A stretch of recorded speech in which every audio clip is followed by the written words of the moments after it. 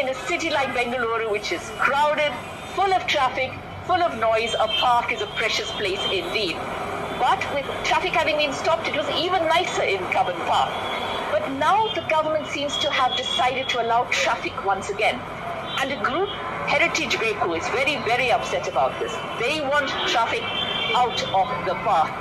And Priya Chetty-Rajagopal actually joins us to speak about the park, the vehicles, and to see whether in fact what can be done to keep the vehicles out.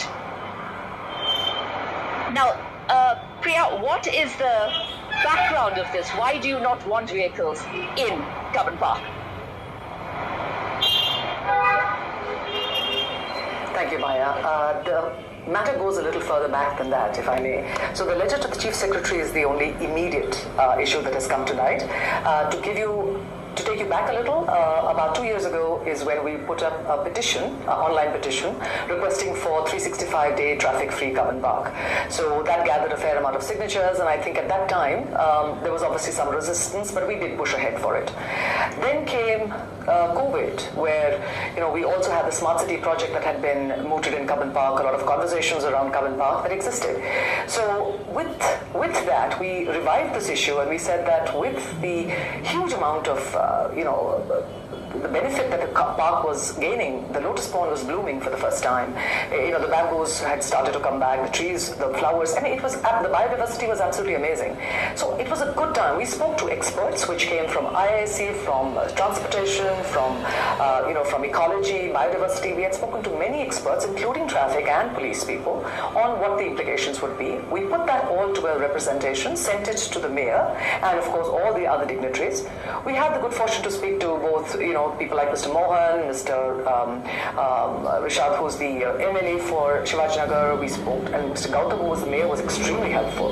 So Mr. Rajiv Chandrasekhar, a whole bunch of people who were really for this as citizens.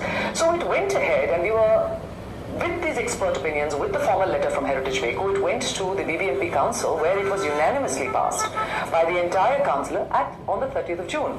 So this is a good thing, right? 30th of June, you have something which has gone through, and it has reached the BBMP Commissioner's office. Hopefully, it will be implemented in the near future. Normally, what tends to happen is we say that let's try this rule for some time, and if it works, let's continue with it. That's a normal thing. We've had 6 months by some terrible tragedy, but yet some happenstance and serendipity that Cubbon Park has been closed to traffic for 6 months, and we have seen the benefit of it. So there seems to be nothing wrong in continuing with that. Our dipstick survey very clearly shows that traffic has not been affected at all. So whether you look at people who are driving through, who have given us feedback, or people who are physically around park, whether security guards or police, we've been talking to them. So there's been no impact.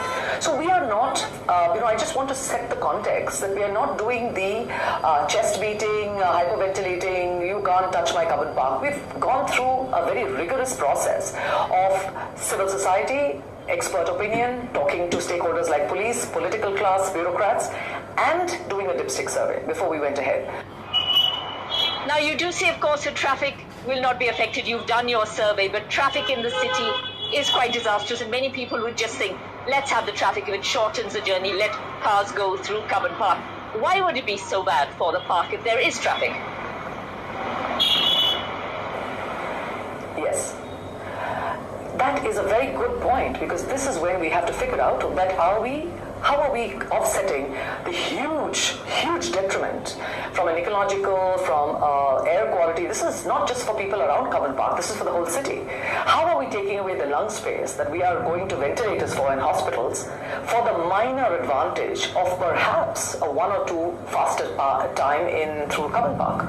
And once that happens, it can't be rolled back. I believe that this is a very retrograde step. And I also believe that the fact that this has happened so suddenly, to give credit to both the bureaucracy and the political class, I do believe that everything has been going so well that perhaps there's an error. There's a drop, or there's it may have missed, it's a small things that just miss the eye of the senior people, and this has suddenly happened. The good thing is that at least the civil society and people who are concerned about the park like us have stepped up to preempt it before anything went wrong. So that is the plus side. But we hope, and we're giving full credit to the bureaucracy, that I'm sure they've got their hands full with so many things. We don't want to be a blip on the radar longer than we have to, but they must sort this out so we don't take any of their valuable time. But this, however understanding we are of the system, we are very categoric that this must be rolled back. Nobody questions Lal Bagh. Nobody questions Lal Bagh. Today I had a quick discussion with the DD of Coubbon Park, and he was telling me, he says, no, you can't compare it to Lal Bagh. Lal Bagh, doesn't have traffic for the last 20 years. But I said, 20 years ago, who stopped the traffic in Lal Bagh? It was you. So I said, that's what we need to understand, that some things, a journey of 1,000 miles starts with a single step. Let's not go back on this first step now.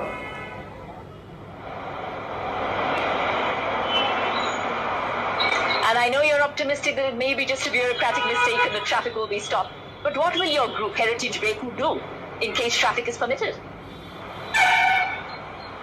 I'm sorry if I sound extremely extreme on this, because we've been trying to be very, very collaborative, and we have been so far, but I don't think the citizens will allow it.